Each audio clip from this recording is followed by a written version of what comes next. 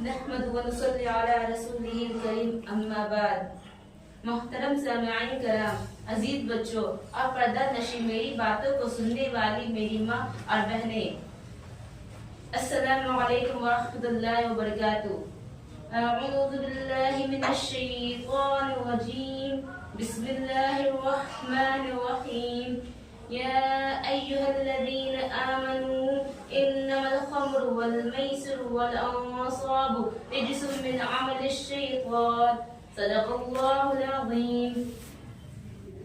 شراب نوشی انسانی صحت کے لیے مضر اور اسلام میں یہ حرام ہے، کیونکہ شراب تمام برائیوں کی جڑ ہے۔ حضور صلی اللہ علیہ وسلم نے فرمایا، جو شخص شراب پیتا ہے اس کی 40 دنوں کی نمازیں قبول نہیں ہوتی، اور اگر وہ شراب پی کر مرتا ہے تو وہ جاہلیت کی موت مرتا ہے۔ حضرت عثمان غنی رضی اللہ عنہ نے شراب کی غربت اور اس کی برائی کا ذکر کرتے ہوئے فرمایا کہ مسلمانوں شراب سے بچو، کیونکہ وہ تمام برائیوں کی جڑ ہے۔ سرکار دو عالم صلی اللہ علیہ وسلم نے شراب کو ام الخبائث یعنی تمام برائیوں کی جڑ قرار دیا ہے۔ سامعین، شراب کو قرآن پاک میں اللہ تعالیٰ نے رجس قرار دیا ہے۔ سرکار دو عالم صلی اللہ علیہ وسلم نے شراب کو ام الخبائث یعنی تمام برائیوں کی جڑ قرار دیا ہے، اس لیے شراب پینے والا ہر صورت میں گندا اور ناپاک ہو جاتا ہے۔ ہاتھوں کو شراب لگتی ہے تو ہاتھ گندے، اور منہ کے ذریعے پیٹ میں جائے تو منہ اور پیٹ دونوں گندے ہو جاتے ہیں۔ اسی طرح شراب کی گندگی سے انسان کا دل گندا ہو جاتا ہے، اور جس کا دل گندا ہو جائے وہ خدا کی یاد سے غافل ہو جاتا ہے، شیطان اس پر غالب آ جاتا ہے، اور جب شیطان غالب آ جائے تو شرابی انسان کا ایمان کامل نہیں رہتا۔ شراب ایک نشہ اور مشروب ہے جس سے انسان اپنے ہوش و حواس کھو بیٹھتا ہے، حرام حلال کی تمیز ختم ہو جاتی ہے۔ جو شراب نوشی کا عادی ہو جاتا ہے اس شخص میں اس کے علاوہ دوسرے حرام کام کرنے کی جرأت پیدا ہو جاتی ہے۔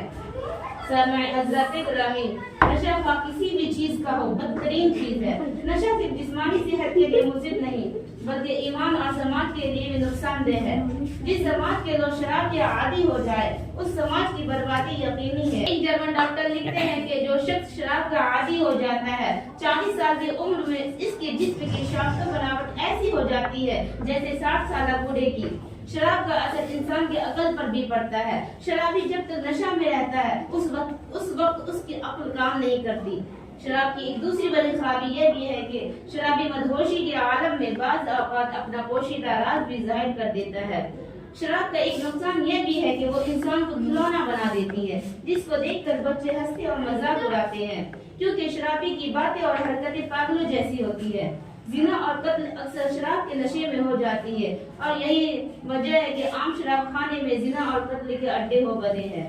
حضرات گرامی، شراب کی مالی نقصانات پر نظر دوڑائی جائے تو پتہ چلتا ہے کہ جس بستی میں شراب کی دکان کھلتی ہے یا کھلی ہے تو وہ پوری بستی کی دولت سمیٹ لیتی ہے، گھر کے گھر تباہ و برباد ہو جاتے ہیں، کروڑ پتی بھکاری ہو جاتے ہیں۔ شرابی کی اولاد روپے نہ ہونے کی وجہ سے در بدر کی ٹھوکریں کھاتے پھرتے ہیں۔ بعض اوقات خرچ کی تنگی بیوی کو طلاق دینے یا لینے پر مجبور کر دیتی ہے، بچے تنگی کی وجہ سے بھوکے مرتے ہیں۔